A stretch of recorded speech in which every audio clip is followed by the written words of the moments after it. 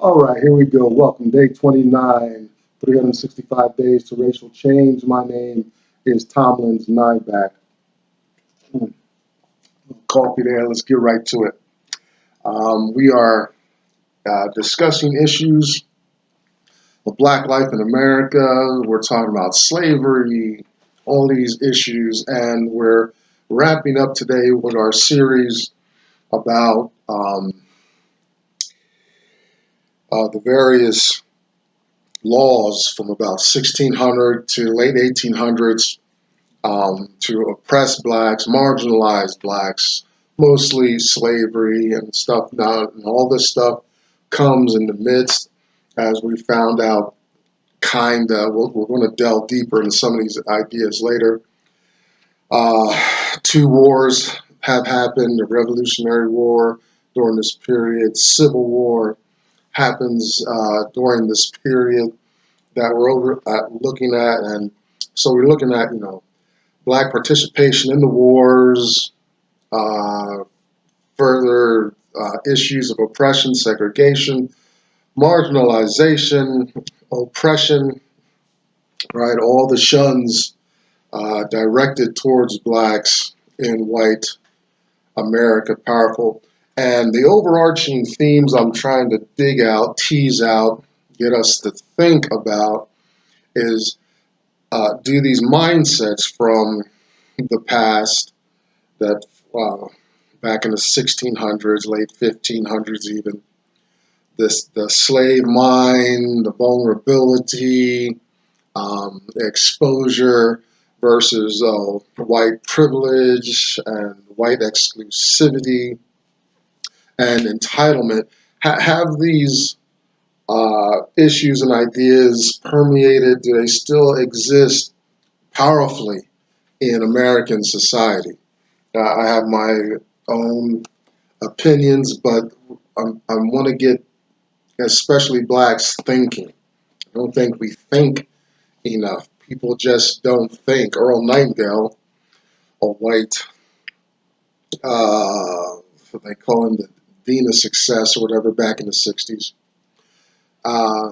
He asked, I guess, one of his mentors, what's the problem with people in general? And the answer from his mentor is that people don't think. We're just doing, we're going from this to that, and we are not being mindful. I'm finding out, even beyond black-white issues, economics, and things like that, things in my personal life need adjustment. I've not thought critically and appropriately, properly. Hence, there's a lot of influence that brings me to this point in my life. I'm going to talk about Dr. Anderson in a minute. Oh, but drug abuse, homelessness, the powers from without and within in my life that brings me into challenging situations. And a big part of that is bad choices I make based on poor, faulty information. I can blame a lot of institutions that helped move that dysfunction along, but I ultimately am the one that made those choices, even though I was informed poorly and whatnot. But I think you get the idea. But getting right down to it, I am better informed by a man named Dr. Claude Anderson. Please YouTube all his stuff, powernomics.com, the Heritage Institute, things like that, to get better acquainted with his message. He's articulating these things that I'm talking about much better. I'm just bringing this information to my very small community who also has not heard of him. I'm just trying to move it along, because this is good for black folks, what Dr. Anderson is doing out in the community. And he's involved with court cases, legal battles, trying to get reparations, a lot of things we just didn't know about. And I'm glad he just took the reins and did it, because if he consulted black folks, it'd be a big hang up. He knows that too. Anyway, I read 3 great works of his. He's got a handful of books out there, but I got this bundle from powernomics.com. A Black History Reader, 101 Questions You Never Thought to Ask. That was the first book, and it blew my mind away. Just a side note, I met him. We have a mutual friend uh, that she just turned me on to it, and to a favor to her, I looked at some videos, and I was like, no way. Cause some of the stuff that he talks about is an affirmation of my experience in America as a black man. So that the resonance is definitely there. Palpable, tangible. Second book I read, Black Labor, White Wealth, Search for Power and Economic Justice. It goes further into some of the topics. Big overarching theme in Dr. Anderson's work is the economic disparity in America between white, black, and the striation in America, like economically, of the whites, Asians, Hispanics, other groups, and how groups come in and um, uh, colonize and spread, and that's another thing. I'm going to talk about that more in a moment. So that's it, and also his national plan to empower Black America, Powernomics. Very good ideas in here. Although at the time of this writing, he really wanted to see some serious black changes by the year 2005. We're well past that, but the issues are still relevant, and I think there's still hope. There's a lot of blacks doing good things with a proper burden for black people. Also, we're going to have story time occasionally. Uncle Tom's Cabin, Harriet Beecher Stowe's great work, and she's a white female abolitionist. Look up that word if you want, and it's a fictional account of slave life and white America and all that good stuff. And there's tragedies and triumphs and songs and dance and stuff, but a lot of stereotypes, caricatures of America come from this work. If you're familiar with the term blackface, things like that, there's a lot of correlations between what Dr. Anderson's researched and teased out in his historical accounts that also show up in Harriet Beecher Stowe's work. So occasionally we go through a chapter of Uncle Tom's Cabin. So if you're new here, it's not all miserable slave life and lashes and degradation and whatnot. We try to brighten it up a little bit, And through the year, I'm going to have maybe I'll introduce some other ideas, but those are the primary points that informs most of our discussion here at 365 Days Towards Racial Change. Again, I'm Tom Nyback. Welcome if you are new. I want to get right into it. This is our last day. We've been in a series, looked like about 7 days, of this set of codes for towards black folks. Oh, and let me also, behind me, I always forget this backdrop here, hashtag us too. This is another community. There's another community called Blag Enough, BLAGG enough. You'll look that up. So I think as soon as you start typing it in your browser, you'll find it. So, we talk about, does the slave mind and white entitlement continue here into the 21st century, back from the 16th and 17th centuries. Also, blacks playing the game rightly is one of my concerns. Also, Dr. Anderson's burdens as well. And I would,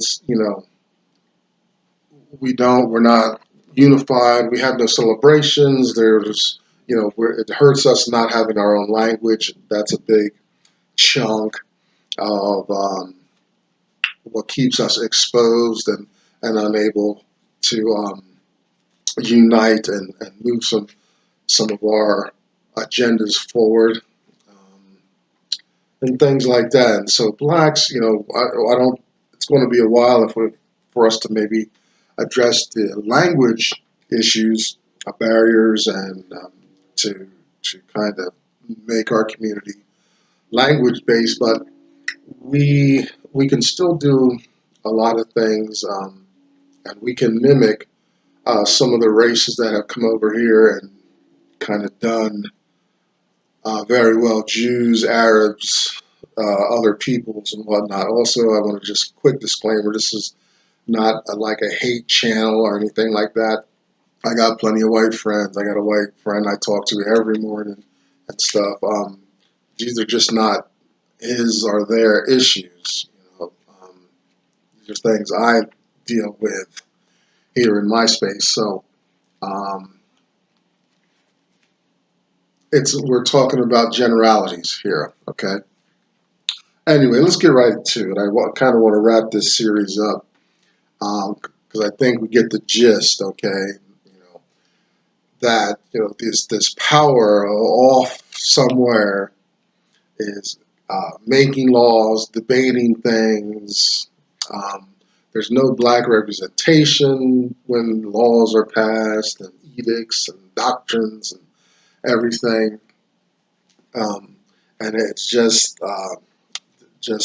how this white, entitled, privileged group of people, with or without the presence of slavery, that kind of severe oppression, still feel they have the say, final word, not to be challenged. And I find this as I move about here in the 21st century. And not just employment, I mean, just out, law enforcement gives me that attitude. Just when I'm out and about, I can feel like I should be compliant, less than a man. You know, blacks were considered 3/5 of a human being. That attitude I feel like prevails. Okay, so in these laws, we're going to just breeze through and specifically talk about Maryland on this last day, just because it shows up so much. There's that state colony. And get on, we'll see what's going to happen tomorrow. But tomorrow hasn't happened yet, so you got to stay tuned. All right. So this is 1804. Now sandwiched between, and this is page 229 in Black Labor, White Wealth.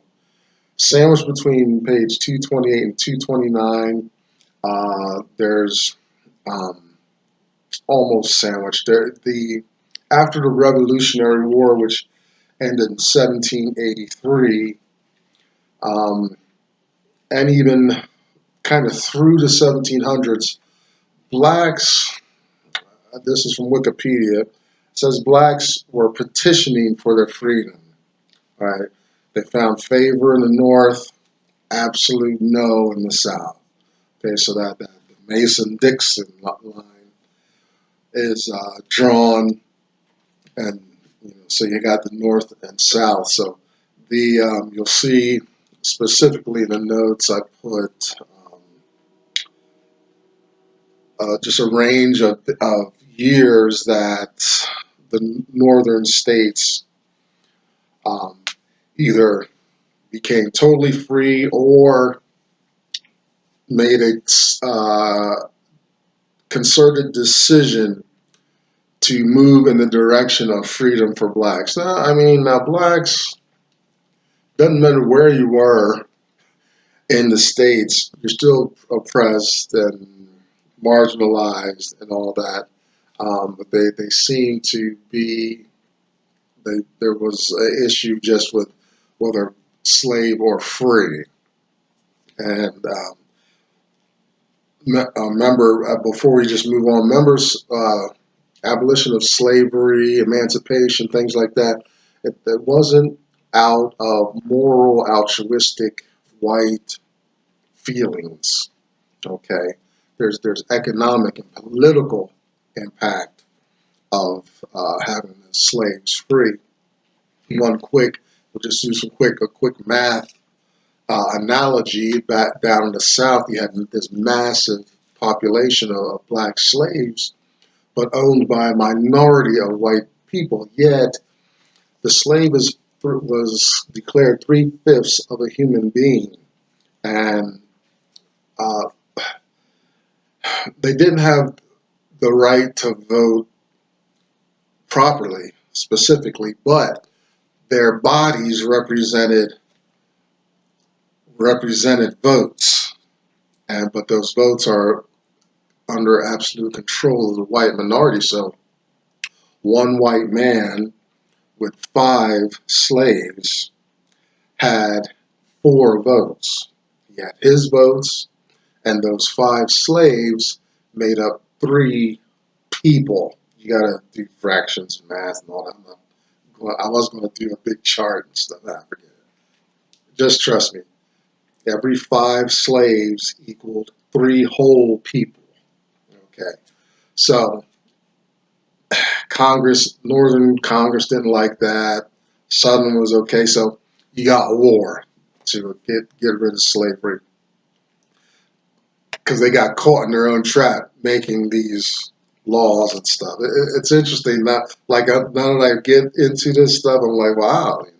Anyway, okay, let's start at the top there. So that's a little bit of sandwiched in this range of laws and stuff like that. You've got the Revolutionary War. You got blacks petitioning. We want to smooth out history so it's understandable, so that it's believable and not white fireworks all over the place. Like white achievement fireworks. We don't want that. That doesn't make sense. They were supported by something to get to those levels. 1804, Ohio anti-mobility law enacted black laws that restricted black movement in Ohio. 1804, Ohio registration law required blacks to register and annually post bond. Bonds are, I'm guessing, to guarantee work or future gains. A lot of, you look at slavery, you see a lot of early reasons for some strong institutions in America. Okay, guaranteed work, from the Freedmen's Bank. Probably you get the seeds of the idea for the Securities and Exchange Commission. You don't want people robbing the stock market system, the investment system, right? It's like, whoa, the black people really got ripped off. We don't want that to happen with us. Okay, possibly, who knows? But there's some accountability, different accountabilities and things, or have their roots there in this couple hundred years. 1805, Maryland licensure law forbade blacks from selling tobacco and corn without a license. Again, the licensing of blacks to me is partly surveillance, see what's going on in the black community. Are they growing economically, gaining some traction? Are they compensating? Have they accommodated themselves and situated themselves back in the position of moving forward after us white folks have done our part to hammer them down again? So that's one thing, surveillance. Also, you're marginalizing blacks again from participating economically. Now, you have communities did spring up: Tulsa, Oklahoma; Rosewood down in Florida, I believe; other little places around the country where black communities were successful growing, all that. But the white folks found some little stupid excuse to burn, bomb them, murder them, lynch them out of existence. Okay. 1807 Maryland residence law limited residents of entering free blacks to 2 weeks. So you had 2 weeks. Hopefully you can get just moving out through, just visiting. 1811 Delaware migration law forbade migration of blacks, levied $10 per week fine. There's a time element and movement and all that stuff. Fortunately, Delaware is a small state. 1818 Connecticut voting law disenfranchised black voters, no voting. 1821 District of Columbia registration law required blacks to register annually and post bond. This is District of Columbia, probably a Spanish interest. I've got to do some digging on that. Washington, D.C. and all that.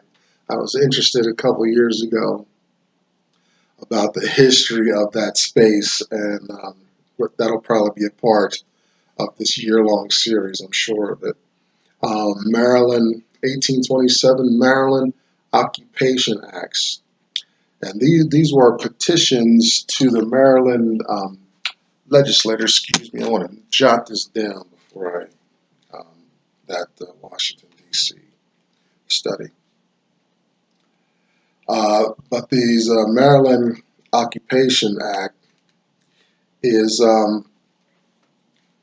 the purpose was it prohibited blacks from driving or owning hacks, carts, or drays. Dray is just it's a low sitting cart, probably have no sides or enclosures on it, and on that you carry your more heavier items like that. If you have blacksmith equipment, that's probably some pretty heavy stuff.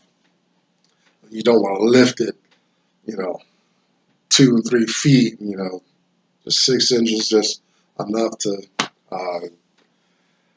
cover or at least have some distance over the ground.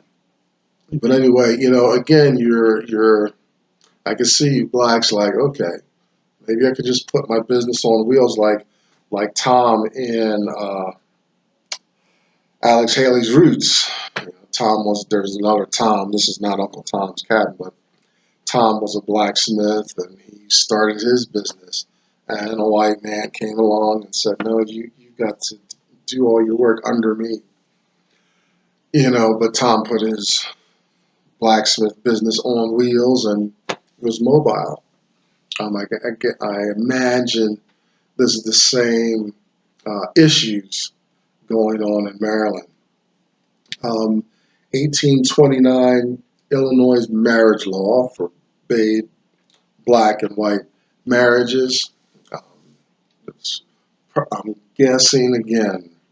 Now this is up north, so I'm guessing again maybe more white men marrying black men. But remember, we also had this issue of the mulatto, the quadroons, the lighter skinned people from mixed relations of white male masters and black female slaves, mostly. And so there's an issue there. So Illinois has that law. And, I'm sure there was probably black men marrying white women. But back then, it's the anathema. It's your pollution. I laugh, but I mean, it's serious. Humans used to burn each other for speaking the Bible in English. Only clergy could do that. So human beings we got a long way to go. Every race, color. Okay. 1831 Indiana mobility law required blacks to register in order to work and post bond. More surveillance, census. What are the numbers? Where are they at? What's going on in our state? All right, so that's Indiana, Illinois, and Indiana are close together, Ohio. It's in that chain there across big big chunk of the Great Lakes. Right? 1836 District of Columbia Business License Law prohibited licensing blacks for profit-making activities. You have to be a nonprofit if you're going to be black and do business, nonprofit business. So no profit, right? And because what's profit represent? Well, two things. Um, it's black empowerment, blacks getting access to wealth and resources, and the whites, they knew not to allow that. Prevented blacks from owning land, prevented blacks from gold rushes and moving out west, and staking out areas probably that could produce great abundances of resources to be sold, and for them to become probably thousandaires back then, maybe not millionaires, but thousandaires, maybe billionaires today had white folks played fair. And second, I'm surprised to say this, but inflation, whites didn't want inflation. If the value of the dollar and things like that were spoken of in those terms, as more people access wealth, it does something it does even other things to the economy, not just marginalizing a specific group of people. And lastly, 1844 Maryland Occupation Acts excluded blacks from the carpentry trade. That's a skilled trade, to build a house, put it on an addition, hang a window, hang a door, put on a roof, lay a foundation. All these things were forbidden. I had an uncle who was a carpenter, and I like to watch him work. He could drive nails before nail guns. Men drove nails by hand with a nail hammer, believe it or not. Yeah, I know you know that. Oh, but he was a master at it. You could tell. He was a gigantic dude to begin with, but it only took two hits. Nails, as long as my fingers, right, through wood. I saw him lay my grandmother's floor in a day. Just set, drive, just a nice rhythm to it, and it was amazing to watch that work. It wasn't like the movies. This was his occupation, his skill, right? So back 1844, whites just not fair, not playing rightly. There's got to be eventually some comeuppance. There's got to be some true change of heart and mind in this black-white relation things. It's not. I don't think it's sustainable. Even after hundreds of years, that it still persists. I'm going to say it's not sustainable over the long run. Us blacks may be few in number, but we're not going anywhere too soon. And these things, sometimes I picture white culture as just running so fast from the inevitable, like it's going to catch up to you, like you're having a dream and the monster's chasing you, and you're,